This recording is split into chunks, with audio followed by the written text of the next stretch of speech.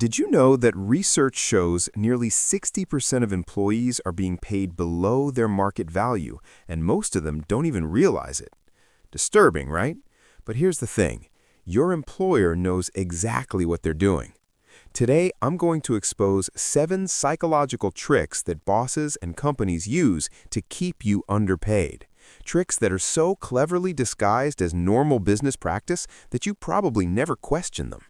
Before we get into it, if you're serious about understanding your worth and getting what you deserve, smash that like button and subscribe. Now, let's dive straight into the truth. Pay close attention because what I'm about to reveal could completely change how you see your job and your paycheck. You've probably been told that compensation is fair, that it's based on merit and performance, right? Well, that's exactly what they want you to believe. The reality is that many employers use carefully crafted psychological tactics to suppress wages while making you feel grateful just to have a job. These aren't accidents or coincidences. These are deliberate strategies designed to maximize profit by minimizing what they pay you. Think about this for a moment. What if every conversation about your salary has been carefully orchestrated to keep you exactly where you are? What if those seemingly reasonable explanations for why you can't get a raise are actually manipulation techniques? Have you been falling for these tricks without even knowing it? Don't look away now, because this information could be worth thousands, maybe even tens of thousands of dollars to you over the course of your career. Without further ado, let's expose these tactics.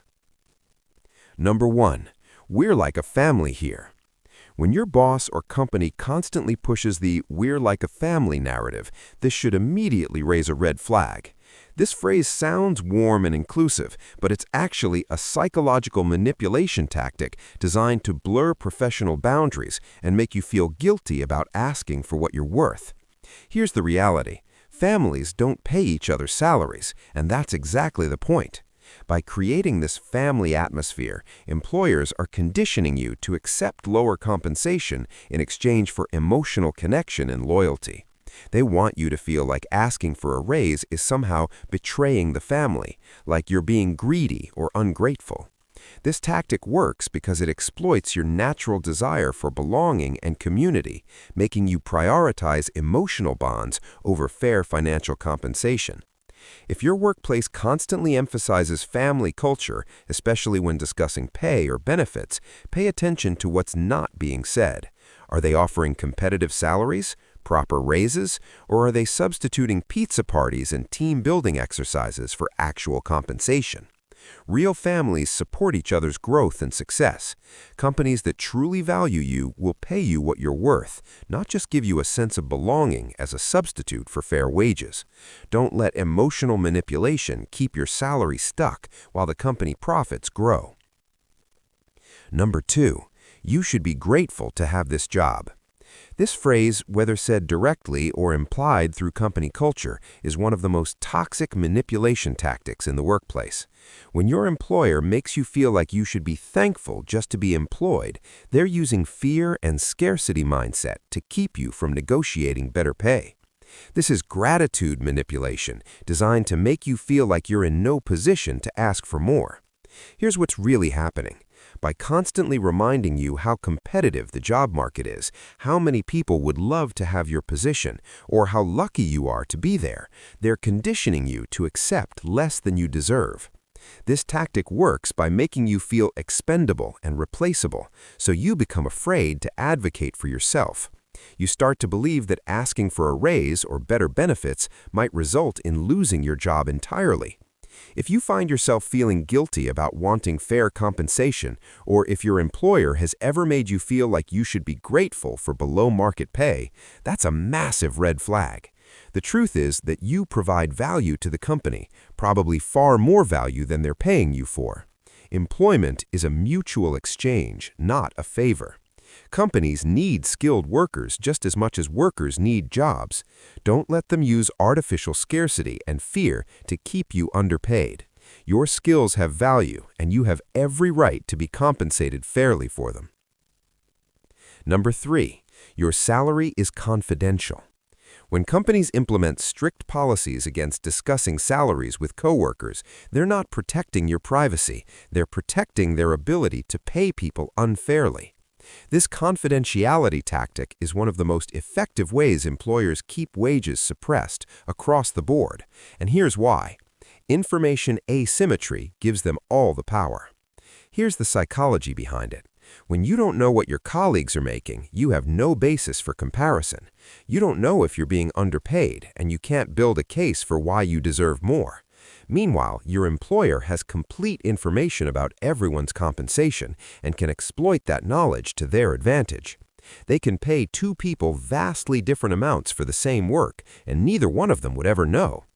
If your company discourages or prohibits salary discussions, understand that this policy primarily benefits the employer, not you. In many places, it's actually illegal for companies to prevent employees from discussing wages, yet many still do it through cultural pressure and implied threats.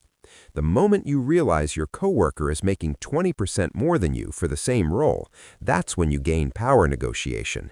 That's exactly what they don't want. Break the silence when you can. Knowledge is power, and salary transparency protects workers from exploitation. Don't let information control keep you in the dark about your true market value. Number 4, we don't have the budget right now. This is perhaps the most common excuse used to deny raises and promotions, and it's often a complete fabrication designed to delay paying you what you're worth.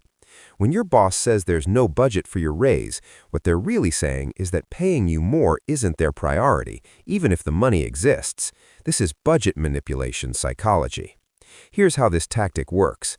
By claiming budget constraints, they shift the conversation away from your value and performance to external factors that seem beyond anyone's control. This makes it feel like it's not personal, like they would love to pay you more, but their hands are tied. Meanwhile, the company might be posting record profits, hiring new expensive managers, or investing in new projects.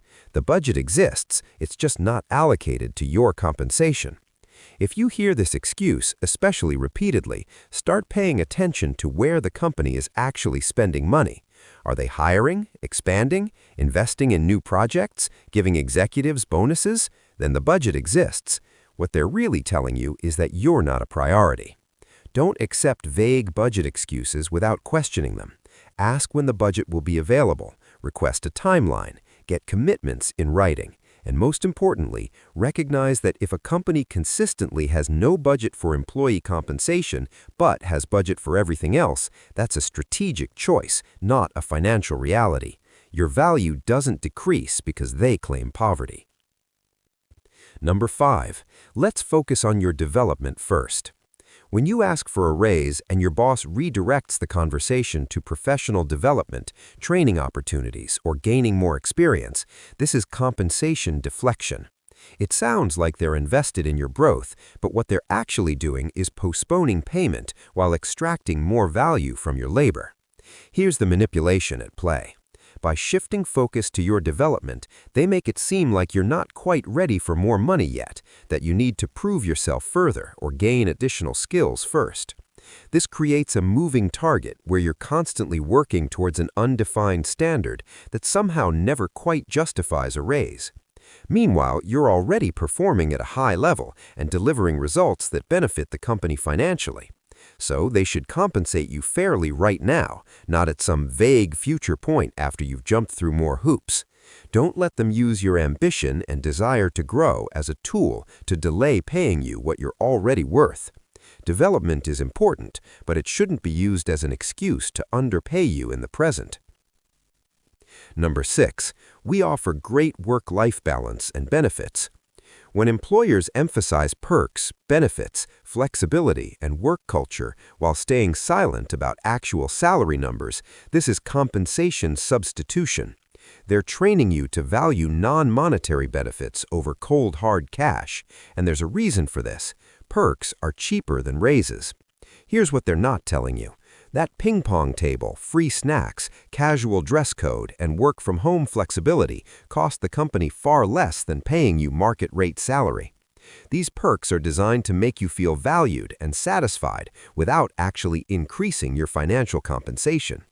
The psychology is simple. If they can make you happy with low-cost amenities, you're less likely to push for higher pay. If your company constantly promotes its amazing culture and benefits, but salaries remain below industry standards, you're being manipulated. Work-life balance is important, and benefits have value, but they shouldn't replace fair wages. You can't pay your rent with flexible hours or feed your family with free coffee. These perks are bonuses that should come on top of competitive compensation, not instead of. When evaluating your total package, calculate the actual monetary value. Often, you'll find that trendy perks are worth far less than a proper salary increase. Don't let superficial benefits distract you from the fundamental question, am I being paid what I'm worth in actual money? Number 7. Raises are based on performance reviews. This phrase sounds perfectly reasonable and meritocratic on the surface, but it's often a smokescreen for subjective